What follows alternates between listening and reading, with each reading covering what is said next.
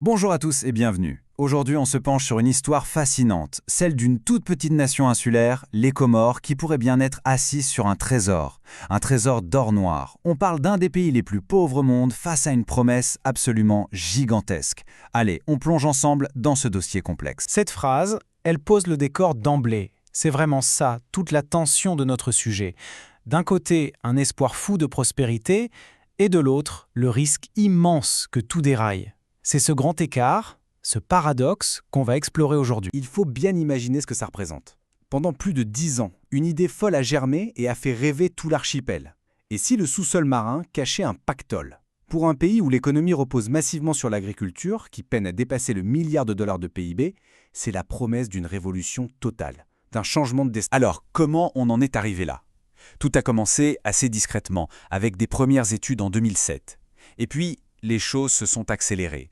En 2012, le pays se dote d'un cadre légal, un code pétrolier, pour rassurer et attirer les entreprises.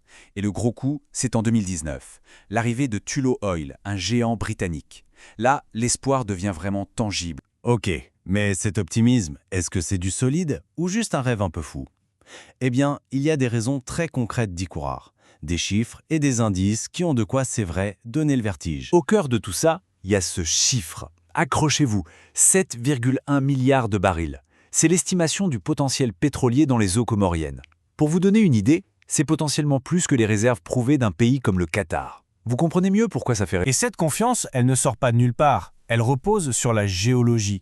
Les Comores partagent en fait le même bassin sédimentaire, le bassin du Rovuma, que leur grand voisin, le Mozambique. Et là-bas, ce n'est plus un rêve. Des découvertes de gaz absolument massives ont déjà été faites. La logique est simple. Si le voisin a trouvé un trésor dans son jardin, il a de très fortes chances qu'il y en ait aussi chez vous. Évidemment, cet espoir est partagé au plus haut sommet de l'État. Le président Azali Assoumani en a même fait un pilier de son plan de développement à l'horizon 2030. L'idée, c'est clair, c'est d'utiliser cette potentielle manne financière comme un tremplin pour enfin sortir le pays de la pauvreté. Mais, et c'est là que l'histoire se complique, ce rêve a une phase beaucoup plus sombre. Derrière les milliards de barils potentiels se cachent des obstacles, des risques bien réels, qui pourraient transformer cet Eldorado en véritable cauchemar. Pour bien comprendre ces risques, il faut parler d'un concept que les économistes connaissent bien, la malédiction des ressources. C'est un paradoxe terrible. Des pays qui découvrent d'immenses richesses naturelles finissent souvent plus pauvres, plus corrompus et plus instables qu'avant. Pensez au Venezuela, au Nigeria, c'est la plus grande peur qui plane sur les Comores. Et les défis internes sont énormes. D'abord, la gouvernance. Le pays est miné par des accusations de corruption et l'opposition parle carrément de dérive dictatoriale. Ajoutez à ça un manque criant d'experts locaux pour gérer un tel projet, des coûts d'infrastructure qui se chiffrent en dizaines de milliards et une stabilité politique très précaire. Le cocktail est explosif. Cette phrase, lancée par le chef de l'opposition, est extrêmement dure, mais elle résume parfaitement cette peur. La peur que le pactole, avant même d'être sorti de terre, soit déjà confisqué par une petite élite au pouvoir, au détriment de toute la population. Et comme si les problèmes internes ne suffisaient pas, il y a une bombe géopolitique. Les Comores revendiquent l'île voisine de Mayotte, qui est un département français. Le souci, certains des blocs pétroliers les plus prometteurs se trouvent juste à la frontière de la zone économique de Mayotte. Un expert prévient que ça pourrait réveiller de vieilles tensions et mener à un conflit juridique violent avec la France. Alors, concrètement, où en est-on aujourd'hui?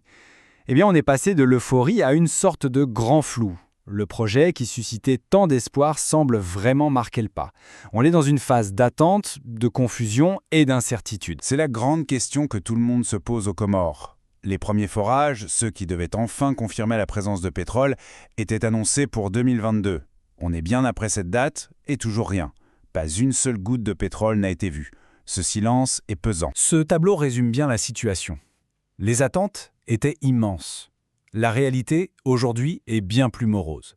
Les forages, retardés sans nouvelle date. Le grand sauveur Tullow Oil, il a plié bagage. La transparence promise, les contrats restent secrets. Et des questions se posent sur des bonus de plusieurs millions de dollars. Alors le discours officiel a changé. Maintenant, on dit que la priorité, ce n'est plus de forer, mais de former. Et cet argument de la formation, il est bien réel. Regardez ce graphique. Le Bureau géologique des Comores estime qu'il y a à peine une douzaine de spécialistes locaux. Pour gérer une industrie pareille, il en faudrait des centaines, voire des milliers, des ingénieurs, des juristes, des fiscalistes. Le fossé est abyssal, et c'est devenu la justification officielle pour expliquer pourquoi rien ne bouge. Mais ce manque de clarté, ce silence radio, ça finit par éveiller les soupçons. Les questions s'accumulent et restent sans réponse. Qui possède les données sismiques qui valent de l'or? Qui va remplacer les compagnies qui sont parties? Ce flou alimente toutes les théories sur une gestion opaque, voire sur des malversations. On arrive donc à la fin de notre explainer, et le dilemme reste entier plus que jamais. D'un côté, la promesse d'un miracle, d'un avenir radieux pour toute une population. Et de l'autre, la crainte bien réelle d'une malédiction qui pourrait enfoncer encore plus le pays dans la crise. C'est donc sur cette question, qui est finalement la seule qui compte, que nous allons nous quitter. Chance ou malédiction? L'avenir de l'archipel des Comores se joue maintenant et tout dépendra de sa capacité à affronter les démons de la corruption, de l'opacité et des tensions géopolitiques. Merci de nous avoir suivis.